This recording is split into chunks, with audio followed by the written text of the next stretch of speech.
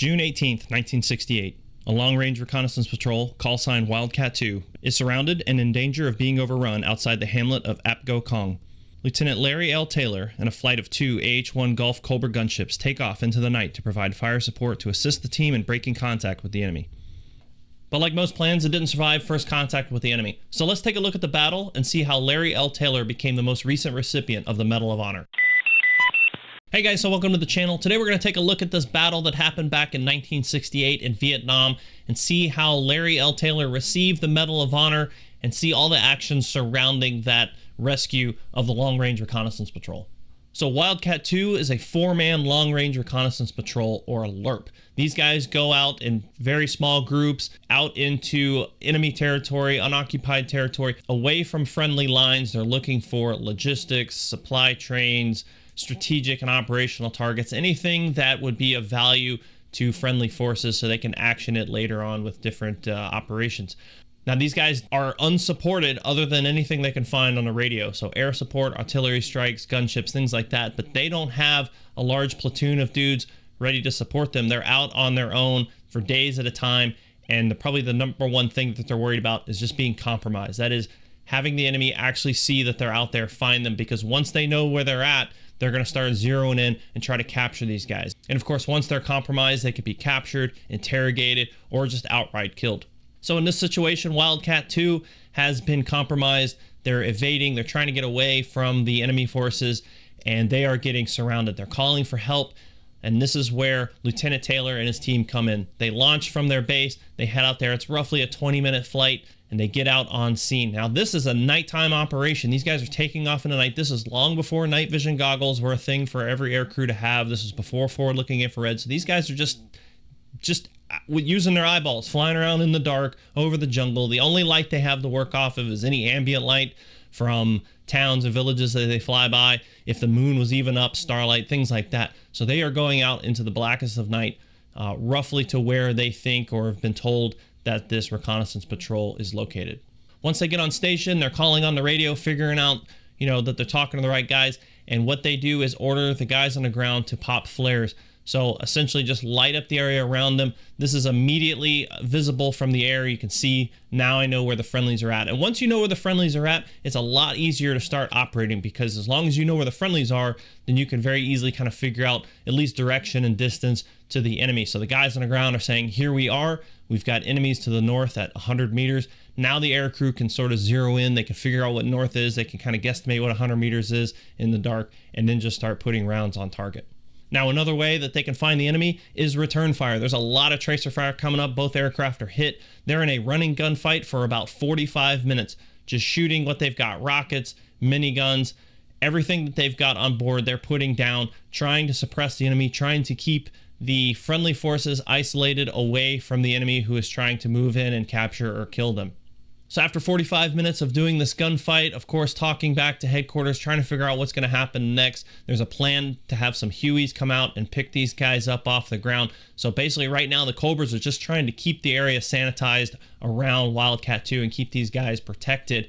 And as they're getting low on fuel and low on ammo, they start to reconnoiter the route, looking for how do we get Wildcat 2 to the pickup zone so these Hueys can pick them up. So they head on out, do a route reconnaissance. A route reconnaissance is just what it sounds like. You're looking at a route that the friendly forces are planning to take. You're looking for anything that's going to impede their movement. Of course, in the dark, it's very hard to tell if there's a whole lot of things going on other than if they take fire. Based on reports, it looks like they figured out that the enemy was already along that path as well. So they've come back to Wildcat 2 and let them know that that path is no good. They also find out during this time that the planned rescue mission has been scrubbed. Someone at headquarters has decided that it is too dangerous to try to send more aircraft and more personnel into that fight, and that they're actually going to lose more people. Now, this is an incredibly difficult decision, I'm sure, for somebody to have to make. I imagine decisions like this were made more often in Vietnam than we may know, but it's basically brutal but simple math, figuring out that we've got 4 guys that are probably going to get killed or captured. If we throw 10 more, 20 more guys into that, we could lose even more It's pretty terrible to think about, but it's one of those decisions that sometimes has to be made in combat. However, Lieutenant Taylor and his team did not like that decision, or at least they found another way around it. So at this point, they've been flying around for about 45 minutes, like we said, plus the 20 minutes to get there. So at this point, they're running low on fuel. In fact, one report I read showed that they had roughly 25 minutes of fuel remaining to fly the 20 minutes home. That is a very narrow margin and not one that is a very comfortable feeling. They've also been expending a lot of their ammunition. Now, a Cobra, the early AH-1 Golf, only weighs max about 9,500 pounds.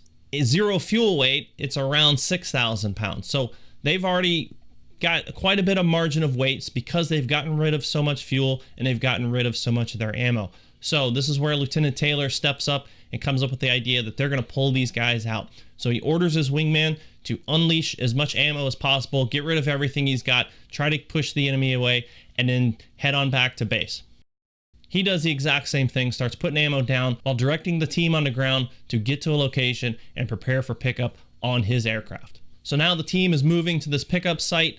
Taylor is not only shooting back at the enemy with whatever ammo he's got left, I'm sure just to reduce some of the weight, but also to try to keep the enemy away from the pickup zone as possible. But he's also turning on his landing light, meaning he's drawing fire towards himself to keep them focused on him versus focused on Wildcat 2, who is now moving. So they're up, they're not behind, whatever cover they were hiding behind, trees and things like that. They're actually moving, so they're going to be easier to hit, easier to spot. He's trying to draw the attention away from those guys while they move to the pickup zone. So once he's satisfied that everyone's in place, he's eliminated as much of the enemy as he can. He's used all the ammo and all the fuel that he can afford. He lands and lets these guys board up on the aircraft, riding on the rocket pods and on the skids, and then he takes off and heads back to base. Now, this is a technique that's still used in modern conflict. It's a very in extremis situation, meaning it is not something that's necessarily planned for, but it is something that's been done. I've actually had it happen twice in units that I've been in overseas, where an aircraft has landed who is not designed to carry passengers and picked up either a downed air crew or some other guys on the ground who needed help, put them on the aircraft, carried them on the skids. It's not something that's practiced a whole lot, and when Lieutenant Taylor did it, it had never been done with a Cobra. Remember, the Cobra is still very new aircraft. They were still figuring out how to use this thing in combat, and the idea of putting guys on the skids was definitely something that had not been practiced before.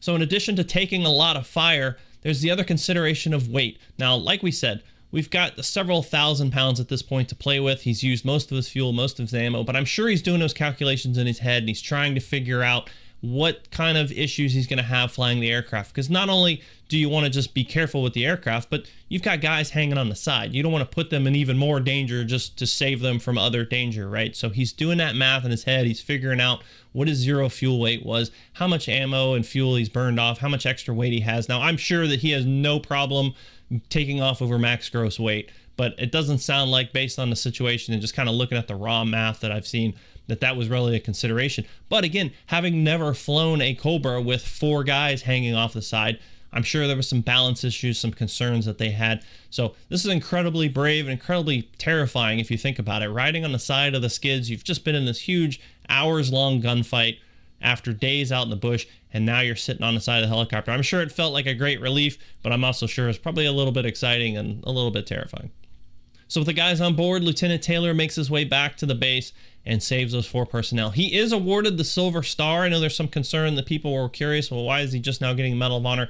It does take a while for these awards, especially from Vietnam. We see a lot of this happen in the past decade or so, where awards have been upgraded, but he was awarded the Silver Star, and it was upgraded recently to the Medal of Honor. So congratulations to him. Just a fantastic story. Amazing work by another combat helicopter pilot. And I appreciate you guys watching. Hope you enjoyed it, and we'll see you around.